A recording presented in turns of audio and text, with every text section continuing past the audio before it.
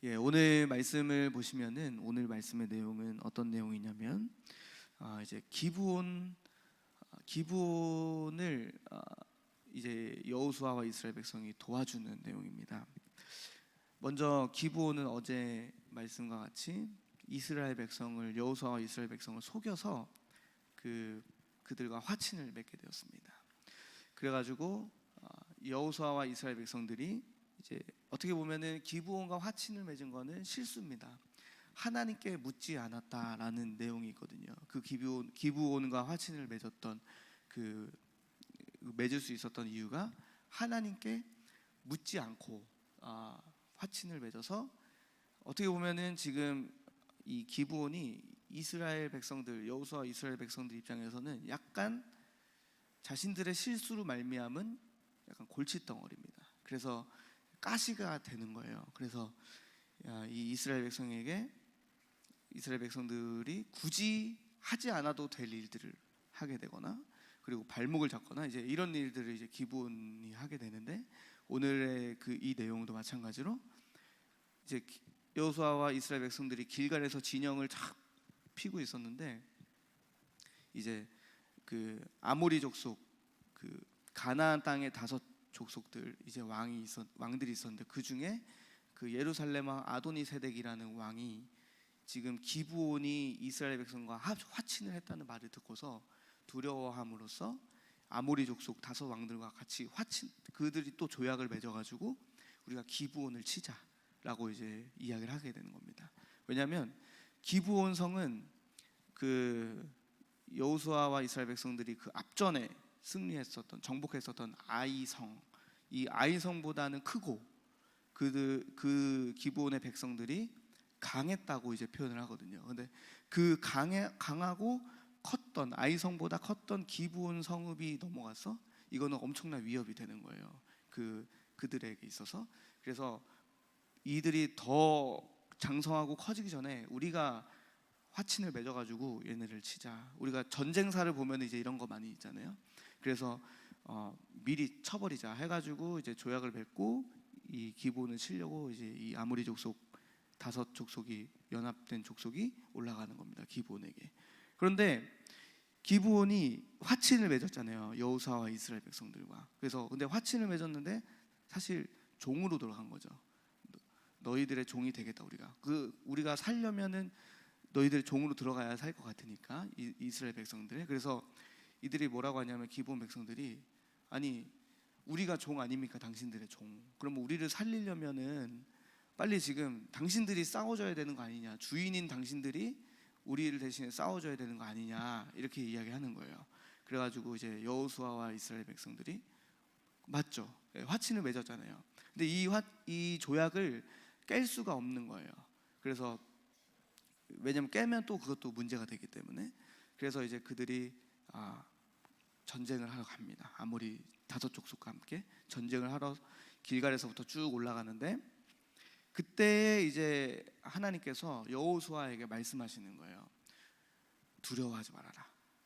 이 전쟁, 이 백성들, 이 족속들을 8절에 보시면 뭐라고 했냐면, 그들을 너의 손에 내가 다 이미 넘겨줬어. 이 말은 무슨 말일까요? 이 전쟁의 결과는 승리뿐이야, 이런 말이죠. 이 전쟁의 결과는 내가 너에게 승리를 넘겨줬어. 이미 결과는 승리하기 때문에 두려워하지 말아라, 여호수아에게 이렇게 말씀하십니다. 그런데 여호수아가 그래서 너를 당할 자가 없다라고 하면서 이제 여호수아에게 하나님께서 담대함, 강하고 이런 마음을 주십니다. 그래서 여호수아가 밤새도록 길갈에서부터 올라가다가 갑자기 이 아모리 족속을 딱 만나요. 그 9절에 보시면, 그래서 어떻게 했냐면 그때부터 이제 싸우기 시작합니다. 그런데 하나님 말씀과 같이 이들이 여호수아 앞에서 막 패하기 시작하는 거예요. 이스라엘 백성들 앞에서 패하게 하는데 엄청나게 크게 살육이 일어났다고 이제 10절에 나와 있죠. 그러고 나서 또 이제 막 엄청 이 전세가 무너지니까 이 아모리 족속들이 도망을 갑니다. 도망을 가는데 하나님께서 그들이 도망가는 그 길에 또 큰 우박을 내리셨다고 그래요. 그래서 우박을 내리시는데 어느 정도로 내리셨냐면, 이스라엘 백성들의 칼에 죽은 자보다 이 우박 때문에 더 많이 죽었다. 엄청난 거죠 이게. 그러니까 엄청난 그 역사가 막 일어났던 겁니다. 이 지금 그때 전장에. 그러다가 이렇게 있는데 12절에 보시면은 또 갑자기 여호수아가 하나님 앞에 기도할 때 어떻게 기도하냐면 그 담대한 마음을 가지고 태양아 달아 멈춰라 이렇게 기도를 합니다. 태양아 달아. 이걸 보면서 여러분 어떤 생각이 드십니까? 여호수아에게 이 뭐랄까요? 하나님이 주시는 그 영권의 어떤 충만함, 태양과 달도 내 말에 들을 것 같아.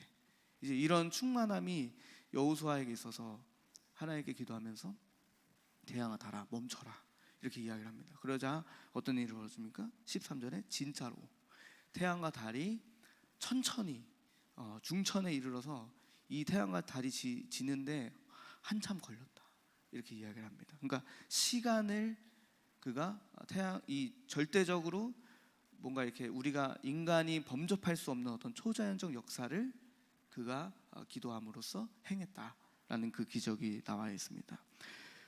그런데 이 14절에서도 보면은 어떻게 그 태양과 달이 멈출 수 있었는가 하니 하나님께서 사람의 목소리를 이같이 들었던 적이 전에도 없고 후에도 없다. 그러니까 결국 이 말은 무슨 말이냐면 여호수아의 태양과 달아 멈춰라라고 하는 그 기도를 하나님께서 들으셨다라는 것입니다. 그러니까 결국에는 태양과 달이 멈췄던 그 원인이 어디에 있느냐? 그것은 하나님께 있다라는 겁니다. 네. 그래서 그러면 이제 우리가 이 세 문단으로 이렇게 나눌 수 있는 겁니다. 첫 번째는 어떤 문단이죠? 아모리 족속이 연합을 하게 된 이유. 그렇죠? 그게 이제 1절부터 5절까지 나와 있죠. 기브온이 화친내고 아이성이 무너지고 여리고성이 넘어갔어. 그래서 거기에서부터 아모리 족속이 빠르게 이제 연합해가지고 이들을 쳐야 되는 그 문단이 첫 번째가 있고, 두 번째 문단은 뭐죠? 기브온 사람들이 여호수아와 이스라엘 백성들에게 이제 우리를 위해서 대신 싸워줘야 되는 거 아니냐라고 물었던 그런 어떤 도움을 요청하는 문단. 그게 어디죠? 6절부터 이제 11절까지. 이제 그래서 하나님께서 이 전쟁을 주관하시는 그 내용이 6절부터 11절까지 나와 있고요. 그래서 마지막 문단은 어떤 일입니까? 해와 달이 멈추는 초자연적 역사. 그게 이제 12절부터 14절, 15절까지 마지막 문단에 이렇게 나와 있습니다. 그러면 이제 우리가 이 본문을 통해서 우리가 함께 봐야 할 묵상의 메시지가 무엇일까라고 할 때 저는 이 문장을 여러분들에게 함께 나누고 싶습니다. 뭐냐면 전쟁의 승리가 바로 하나님께 있다라는 것입니다. 이 오늘의 10장 1절부터 15절에 그 본문의 어떤 그 핵심은 무엇이냐면 전쟁의 승리가 누구에게 있느냐? 전쟁의 승리는 하나님께 있다는 것입니다. 이거를 다시 우리의 삶 속에서 좀 적용하는 문장으로 좀 바꿔보자면 어떻게 되느냐라고 할 때 우리 인생에서 크고 작은 문제 이것이 어떻게 정복되고 승리할 수 있는가? 그것은 하나님께서 하셔야 된다는 겁니다. 하나님께서 그 문제의 주권자, 하나님께서 우리의 인생에 벌어지는 여러 가지 그 문제와 전쟁과 같은 일들이 많이 있잖아요, 그렇죠? 이제 그런 주권이 바로 하나님께 있다. 그래서 그 문제의 해결자가 바로 하나님이시다. 다시 말하면 우리가 어떻게 승리를 쟁취할 수 있는가? 하나님께서 우리와 함께 하시도록 하는 것, 거기에 바로 우리 인생의 승리가 있다, 달려 있다는 겁니다. 그러면 본론으로 들어가서 우리 적용을 좀 해보자면 어떻게 할 수 있을까요? 전쟁이라는 것은 어떤 것입니까? 싸움입니다. 싸움, 그렇죠? 어떤 한 민족과 다른 민족이 서로 어떤 이해가 충돌되면서 싸우기도 하고, 혹은 뭐 종교적인, 요즘에 중동에서는 이제 종교적인 문제로도 싸우게 되고, 근데 이제 그게 요즘에는 엄청 복합적으로 다 맞물려 있죠. 경제적인 상황, 정치적인 상황, 또 사회의 어떤 이념적인 어떤 그런 문제들, 공산주의와 사회주의와 또 민주주의의 어떤 이런 진영 간의 대립 간의 갈등. 그 싸움의 원인이 뭘까요? 싸움의 그 이유는 무엇이냐면 결국에는 내가 그 상대를 정복하고자 하는데 그 목적이 있잖아요. 공산 사회주의가 왜 계속 우리를 넘볼까요? 우리 대한민국 자유민주주의를 이것을 사회주의, 자신들의 이념 체계로 바꿔버려서 이 나라가 자신들에게 속하도록 하는 어떤 그런 목적이 있잖아요. 그리고 이스라엘과 하마스 전쟁도 마찬가지로 그 결국에는 그 원인이 어디에 있을까요? 결국에는 다 본인들의 어떤 진영, 영토, 이념, 이제 이런 것들을 다 정복하고 속하게 하려고, 네, 이런 것들이 다 목적이, 전쟁의 이유가 있단 말입니다. 그러면 우리는 지금 이 땅에 살면서 우리는 어떤 지금 싸움을 하고 있습니까? 우리는 영적인 싸움을 하고 있습니다. 영적 전쟁. 다시 말하면 이 영적 전쟁은 하나님의 나라와 흑암의 나라, 세력과의 싸움입니다. 그럼 우리는 하나님의 백성이잖아요. 다시 말하면 하나님의 나라에 속했다라는 것이죠. 지금 우리는 이 땅에서 살지만 결국에 우리의 정체성은 어디에 있습니까? 하나님께 있잖아요. 그러면 저도 이제 몰랐었는데, 저 요즘에 이제 그 요셉 학교에서 소명 교육을 배우는데 그 강사분이 이렇게 말씀하시더라고요. 하나님의 나라는 이 당시에서 이 당시 사회에서 그때는 뭐 어떤 뭐 이게 나라의 어떤 경계라든지, 그 다음에 내가 지금 어느 나라에 속해 있는지 어떻게 증명을 할 수 있느냐, 뭐 우리가 그때 당시에 뭐 주민등록증이 이렇게 잘 있었던 것도 아니고 어떻게 내가 그 나라에 속했다라는 것을 증명할 수 있는가라고 할 때, 보통 그때 당시에 사람들이 했었던 것은 무엇이냐면 내가 어느 왕의 통치를 받고 있느냐라고 했다고 해요.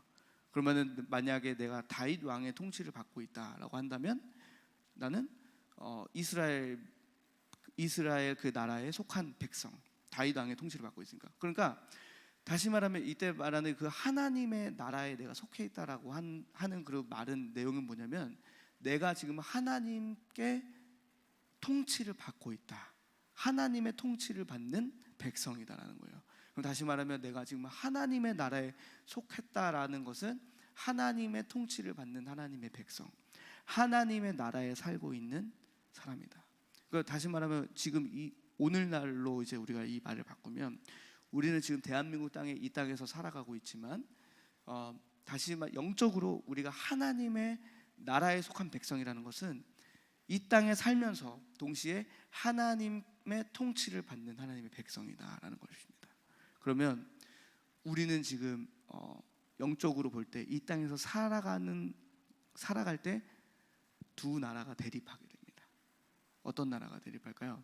하나님의 나라와 마귀 흑암 권세가 장악하고 있는 이 세상의 나라, 충돌하죠 이게. 그래서 우리가 영적 전쟁을 한다는 것은 이 충돌하는 나라, 우리 안에서 지금 이 충돌하고 있는 두 나라 속에서 하나님의 나라가 승리하도록 싸우는 싸움이 바로 영적 전쟁입니다. 다시 말하면 그래서 우리가 이 하나님의 나라가 우리 안에서 승리하도록 하려면 우리가 그럼 어떻게 하는 것이 중요한가라는 것이 바로 오늘 적용의 말씀이에요. 저는 이제 세 가지로 분류를 한번 해봤습니다. 첫 번째, 우리는 반드시 우리가 싸워서 이겨야 할 영적 전쟁, 우리가 싸워야 할 것, 하나님의 나라가 승리하도록 우리가 싸워야 할 것, 첫 번째, 그것은 무엇이냐면 바로 자기 자신입니다. 네. 나 자신과 여러분들이 싸우셔야 됩니다. 이것은 인간은 끊임없이 나를 내세우고 싶어 하고요, 그리고 나를 드러내고 싶어 하고, 그리고 어떻게 해서든지 내가 나의 주인이 되고자 하는 속성이 있는 게 바로 인간입니다. 그래서 내 삶을 내가 결정하고 선택하고 어떤 지식과 경험에 의하여서 내 인생을 이렇게 판단하면서 살아가고 싶어 하는, 그래서 결국의 결론은 나를 내세우고 나의 이름을 떨치고 드러내고 싶어 하는 존재가 바로 이제 인간입니다. 왜냐하면 우리는 창세기 3장 이후로 그런 존재로 이제 완전히 영적으로 그렇게 타락을 해버렸기 때문에 근데 이제 이런 것들이 이제 우리 안에서 어떻게 나타나냐면 높은 교만으로 나타나는 거죠. 내가 잘났다, 내가 잘했다, 그리고 자기를 자랑하고 자기의 영광을 위해서 돈을 벌어도 내가 나타나고 내가 드러나고 내가 이렇게 잘났고 우리가 좋은 차, 좋은 집 왜 여러분들 구매하세요? 예, 나 이만큼 산다 이거 보여주려고 하는 거잖아요, 그죠? 예, 좋은 차 타고 다니면은 뭔가 이렇게 딱 내릴 때 나 이 정도 사람이야. 예, 그리고 또 좋은 집 딱 이렇게 하면은 또 뭐예요? 나 요 정도 해서 살아. 라고 결국에는 인간의 안에 있는 그런 죄성들이 결국에는 다 어디를 향해 있냐면 자기 자신에게 향해 있다는 겁니다. 나를 내세우고 싶고 이렇게 하고 싶고. 그래서 그래서 잘생기고 예쁘고 이제 외모가 훌륭하신 분들이 조심해야 되는 이유가 바로 거기에 있는 것 같아요. 그렇죠? 외모가 훌륭하면은 주변에서 내가 높아지고 싶지 않아도 주변에서 막 높이잖아요. 그리고 어떤 내가 좋은 사람들이 가지지 못한 어떤 기술과 능력과 이런 게 있으면은 또 사람들이 그거를 추앙하면서 막 나를 높이거든요. 그럼 그때 어떤 생각이 드나요? 아니에요, 아니에요 하다가도 그런 말들을 계속 들으면은 어느새 모르게 내가 그 자리에 가 있어. 예, 이게 엄청 위험한 거죠. 그래서 항상 저는 이제 제 주변에서 저도 참 감사한 건 제가 키가 작아서 이제 그런 말을 많이 들을 수 없다라는 사실이 너무 감사해요. 그래서 제가 또 키까지 컸으면 큰일 날 뻔했잖아요. 근데 하나님이 그런 어떤 그 외모적으로도 하나님께서 우리에게 항상 겸손하도록 또 하시는 것들이 있고 낮추시는 것들이 있고 뭔가 능력적으로 뭔가 부족해 보이는데 성품적으로도 좀 뭔가 이상해 보이는데 오히려 그것이 하나님 앞에서 내가 너무 높아지지 않을 수 있는 어떤 겸손함이 될 수 있다라는 이런 부분들이 오히려 감사한 거죠. 그것들이. 그래서 오히려 조심해야 될 것들은 다른 사람이 보기에 막 인정하는 어떤 이런 기술과 외모와 또 능력과 이제 이렇게 있는 사람들이 이런 높은 교만을 조심해야 됩니다. 그런데 반대로 너무 낮은 교만도 있습니다. 이 낮은 교만이라고 하는 것은 무엇이냐면 모세가 그랬죠. 모세가 하나님께서 이 출애굽을 시키라고 이스라엘 백성들을 내 백성을 출애굽을 시켜서 구원하라 했는데 모세가 했던 것이 무엇입니까? 나는 그럴 만한 능력이 없습니다. 나는 말도 못합니다. 나는 못합니다. 라고 하는 교만. 그러니까 너무나 자기 자신의 한계를 잘 알아서 그리고 또 너무 자기의 외모나 자기의 그 능력 없음에 너무 거기에 또 심취해서 하나님이 자신을 향해서 쓸 일들을 하지 못하는 이런 낮은 교만. 결국에 이 두 가지 높은 교만과 낮은 교만의 문제 원인은 어디 있냐면 다 자기 자신에게 초점을 두고 있다는 것에 문제가 있습니다. 이게 문제죠. 그래서 높은 교만함도 그 사람을 통해서 하나님이 하실 일들을 보지 못하고 너무 낮은 이런 교만함이 있는 사람도 그 사람을 통해서 하나님께서 하실 일이 있는데 자기의 너무나 한계와 비천함을 통해서 하나님이 하실 일들을 경험하지 못하게 되는 이제 이런 부분들이 있습니다. 이것과 우리가 싸워야 된다는 겁니다. 자기 자신과. 그래서 여러분들이 싸워야 할 나라는 자아는 무엇이 있는지 우리가 찾아야 됩니다. 보통 이런 교만함이 우리에게 큰 문제가 될 때가 있는 것 같아요. 인간의 한계 그리고 반대로 너무 이 한계가 없는 인간, 하나님처럼 되고자 하는 어떤 내가 마치 이렇게 능력과 외모와 이런 게 출중하다 보니까 내가 마치 하나님처럼 그 자리에서 가서 너무 높아져 있는 사람들이 있는가 반면에 또 반대로 너무 낮은 자존감 속에 빠져서 그 사람을 분명히 하나님이 사용하실 텐데 이 말씀을 붙잡고 들으면 그래서 하나님이 이런 너무나 낮은 이 자존감으로 인해서 하나님께서 하실 일을 보지 못하는. 그런데 여기에서의 해답은 무엇이냐면 여호수아를 잘 묵상을 해보시면은 오늘 본문에서만 또 봐도 어떤 게 있냐면 사실 기브온과 화친을 맺은 게 실수였잖아요. 하나님께 묻지 않았던 그 실수. 그런데 그 실수를 맺음으로 인해서 사실 그 실수에 사람이 좀 빠질 수 있거든요. 어떻게 되냐면 내가 이렇게 실수를 했어? 진짜 못났다. 그렇죠? 이런 거에 또 잡혀서 빠지게 될 수 있습니다. 그러면 어떤 일이 벌어질까요? 너무 또 그 실수한 것에 몰입한 나머지 그 문제를 통해서 또 하나님이 하실 일들을 경험하지 못하는 거. 저는 이제 여호수아가 참 대단하다고 생각했던 게,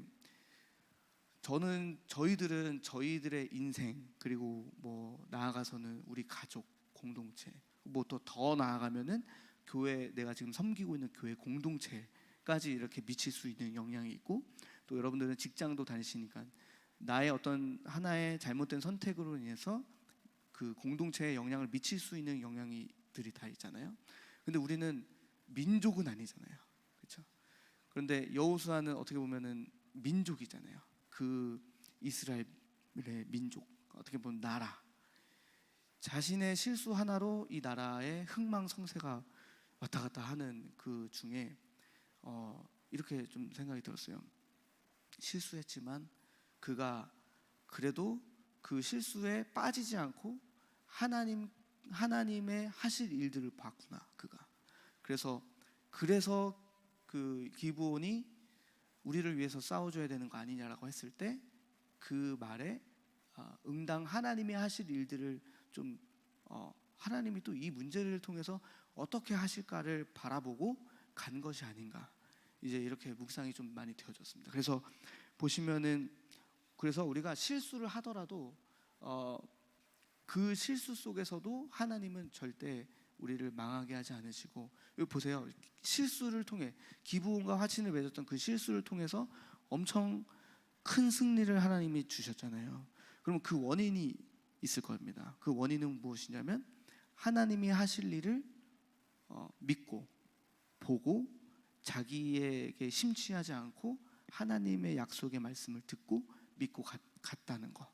그래서 그때의 큰 승리를 여호수아가 얻었다는 거. 그래서 우리 안에서도 이런 두 번째는 바로 이렇게 뭐냐면, 우리가 기브온의 존재를 여러분들이 여러분 삶에서 찾으셔야 됩니다. 기브온의 존재.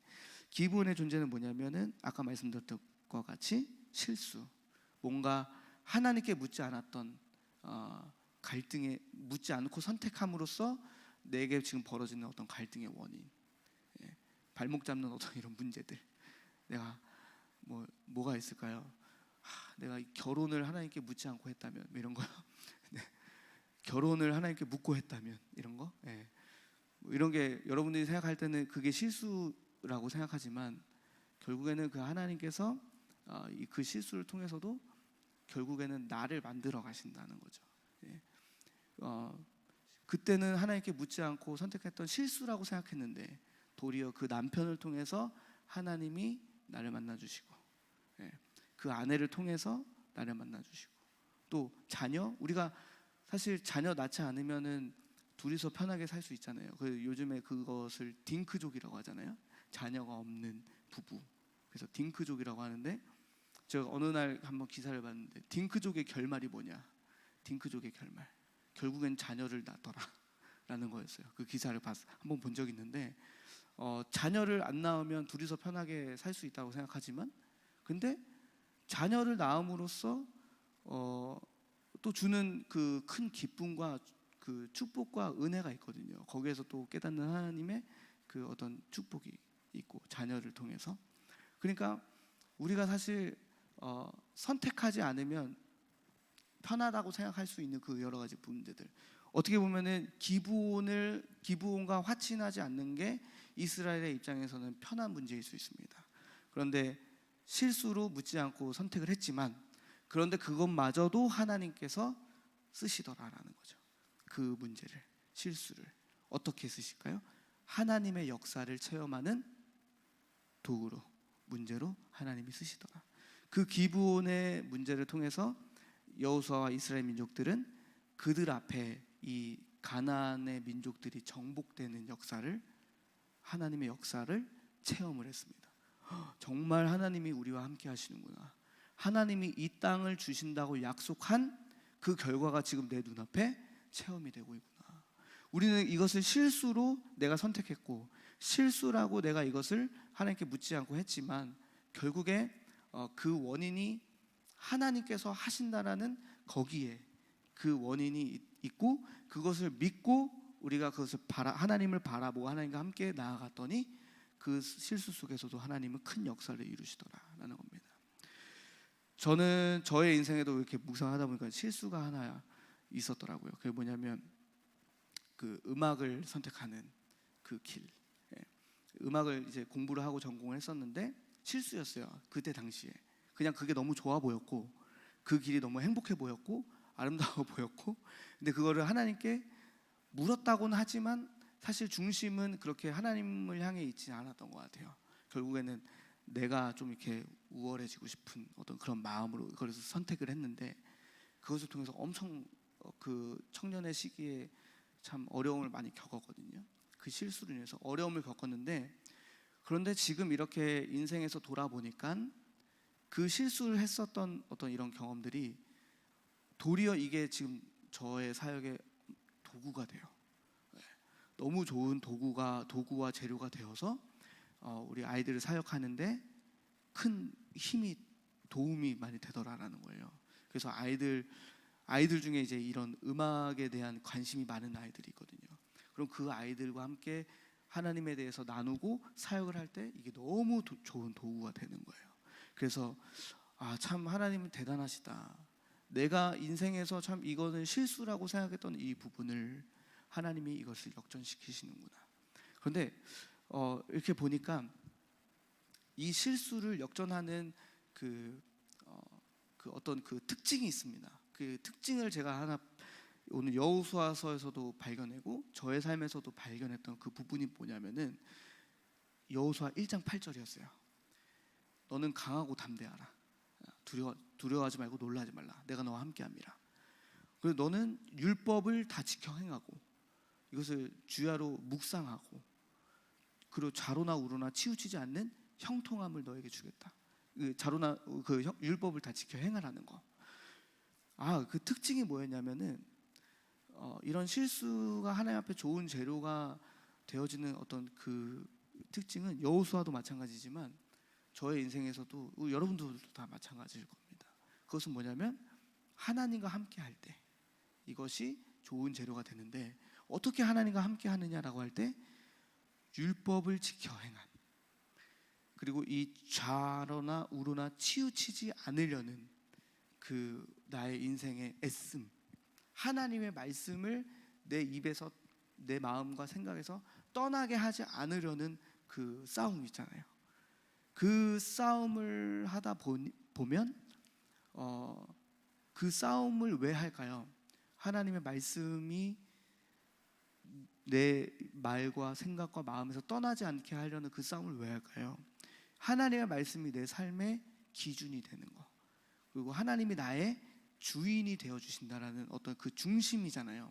이 중심을 두고서 내 인생에서 이것을 놓치지 않으려는 싸움을 했을 때 하나님께서 그 싸움을 보시고 내가 선택했던 그 실수도 마저도 다 하나님께서 좋은 재료로 쓰시더라. 그래서 로마서 8장에 이런 말씀이 있는 거죠. 한번 찾아보시면 좋을 것 같습니다. 로마서 8장, 다 아는 말씀이시지만 한번 이 부분으로 우리가 이 말씀을 좀 묵상을 해보면은, 이 관점으로 묵상해보면, 먼저 4절을 보시면은, 로마서 8장 4절을 보시면은 이렇게 있습니다. 육신을 따르지 않고 그 영을 따라 행하는 우리에게 율법의 요구가 이루어지게 하려 하심이니라. 이 말씀이 굉장히 의미가 있는데 무엇이냐면, 이런 실수와 사건과 문제가 우리에게 벌어졌을 때 반응이 두 가지입니다. 육신이냐 영이냐. 그렇죠. 그래서 육신으로 따르게 되면은 그게 진짜 문제가 돼요, 우리에게. 그래서 가시가 되어서 우리 인생이 계속해서 그 문제 때문에 찔려요. 그리고 발목이 잡히고 그 문제가 우리를 어렵게 하는 것들이 있는데, 그런데 그 속에서도 우리가 영을 따라서 행하려고 하는 그 싸움, 그 영을 따라 행한다는 것은 다시 말하면 그 여호수아 1장 8절에 1장의 말씀에 율법을 지켜 행하고 율법을 주야로 묵상하고 즐거워하고 주야로 그것을 묵상하고 좌로나 우로나 치우치지 않고 율법을 행하는 영을 따라가려는 그 싸움, 그것을 할 때 하나님께서 우리에게 어떤 일이 벌어지냐면 율법의 요구가 이루어지게 한다. 다시 말하면 그거 무슨 말일까요? 우리가 그 싸우는 하나님의 말씀을 지켜내는 그 싸움의 결과, 그 말씀이 곧 우리에게 성취가 일어난다. 우리의 삶 속에서. 그러니까 우리가 원하는 그 하나님의 말씀, 우리가 지금 내가 이 말씀이 내 삶 속에서 이루어지기를 원합니다라고 하는 그 싸움이 영을 따라가는 거잖아요. 육신을 따르지 않고. 그래서 그 영을 따라가는 그 말씀의 증거, 요구가 우리 삶 속에서 지금 이루어지더라라는 겁니다. 그래서 이렇게 나아가는 게 바로 뭐냐면 중심이 하나님을 사랑하는 것이고 우리의 중심에 하나님이 계시고 하나님이 우리의 주인 되어 주시는 그 삶이기 때문에 로마서 8장의 말미에 보면은 하나님을 사랑하는 자들에게는 모든 것이 합력하여 선을 이루느니라 이렇게 말씀하셨거든요. 그럼 그거 어떤 의미일까요? 우리가 행했던 그 모든 실수, 문제, 사건, 이것이 우리의 중심, 영을 따라가는 하나님을 사랑하는 이 자들에게는 이게 합력해서 모든 것이 다 우리에게 플러스, 좋은 쪽으로, 긍정으로 선을 이루며 증거로 우리에게 나타난다라는 말씀입니다. 그래서 기브온의 존재, 여러분의 발목을 잡는다라고 생각하는 그 부분들이 무엇입니까? 내가 하나님께 묻지 않고 실수로 선택했었던 그 길이 여러분들 무엇이 있습니까? 이 기브온의 존재를 이렇게 하나님의 역사의 그 발판으로 역전시키는 저 여러분 되시길 소망합니다. 그래서 여러분이 생각하실 때 이건 내 인생의 참 치욕적인 실수였어 라고 생각했던 그 부분 속에서 하나님의 말씀과 하나님의 뜻을 찾으려고 애쓰시는 여러분 되셨으면 좋겠습니다. 그랬을 때 하나님께서 그것이 바로 뭡니까? 영적으로 내가 반응을 하는 겁니다. 그 문제에. 그래서 결론적으로는 두려워하지 말라. 영으로 반응하는 것이 바로 이제 두려워하지 말라라는 것인데 이게 왜 두려워하지 말라라는 반응이 되냐면 여러분 두려움이라는 것은 두 가지로 크게 나눌 수 있습니다. 하나는 공포고요. 하나는 불안입니다. 불안. 이 공포와 불안에 약간 차이가 있다고 합니다. 공포는 무엇이냐면 대상이 뚜렷해요. 그러니까 예를 들면 고소공포증, 그죠?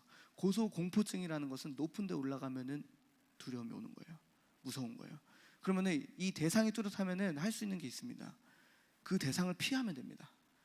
고소공포증이 있는 사람은 높은 데 안 올라가면은 두려움이 없어져요. 근데 우리 지금의 삶에서 가장 크게 오는 두려움은 뭐냐면 불안이에요. 이 불안은 무엇이냐면 대상이 뚜렷하지 않아요. 대상이 뚜렷하지 않는데 지금 내가 이렇게 있는데 그냥 불안해. 두려움이 와. 근데 그 원인을 모르겠어. 이게 문제거든요. 이 불안.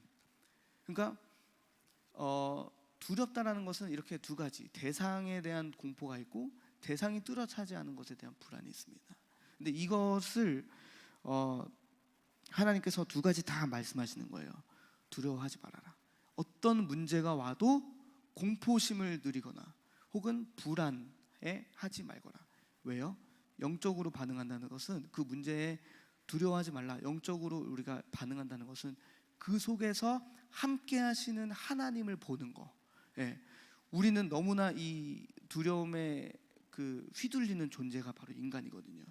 내 한계를 만났을 때, 그리고 내가 할 수 없는 일을 만났을 때 흔들리는 존재가 바로 인간입니다. 그래서 인간은 온전할 수가 없어요. 뭔가 의지할 대상이 반드시 필요하거든요. 그래서 하나님을 의지하지 않으면 다 우상을 의지하잖아요. 돈을 의지해서 내가 거기에서 안정을 찾으려고 하고, 또 다른 외적인 것로부터 내가 의지해서 거기서 불안하지 않고 안정을 찾으려고 하잖아요. 그 우상을 섬기는 거죠. 하나님이 아니면. 근데 하나님은 뭐라고 말씀하시냐면 내가 너와 함께하고 있으니까 두려워하지 말아라. 그것은 어떤 문제와 사건 속에서 우리가 영적으로 반응한다는 것은 이렇게 그 속에서 역사하시는 하나님으로 말미암아 내가 두려워하지 않는 거. 그래서 뭔가 두려움이 문제 때문에 내가 두려워하는 거, 문제 때문에 뭔가 불안해하는 거, 공포심을 갖는 거, 이것이 바로 뭐냐면은 결국에는 하나님이 없는 거예요. 그 육신으로 반응한다는 겁니다. 그 문제를 통해서. 그런데 우리가 영적으로 반응한다는 것은 그 문제 속에서 지금 나와 함께하고 계신 하나님, 그 하나님께서 이 문제를 통해서 나에게 지금 어떤 응답을 주시길 원하시는가, 이것을 영적으로 반응하는 것. 그래서 문제는 있지만 문제보다 크신 하나님을 바라보는 것, 이것이 우리에게 굉장히 중요하다는 겁니다. 그래서 우리 안에 있는 이렇게 말씀이 기준되어져서, 그리고 이 말씀으로 그래서 문제를 바라보고 해석하고, 이제 이것을 했을 때 이 두려움을 우리가 극복하고 하나님과 함께 할 수 있는 거죠. 말씀이 계속 우리 안에 있는. 그래서 하나님께서 일하심으로써 문제가 정복되고 승리가 일어나는데, 결국에는 하나님이 일하시는 통로는 뭐냐면 말씀이었다라는 겁니다.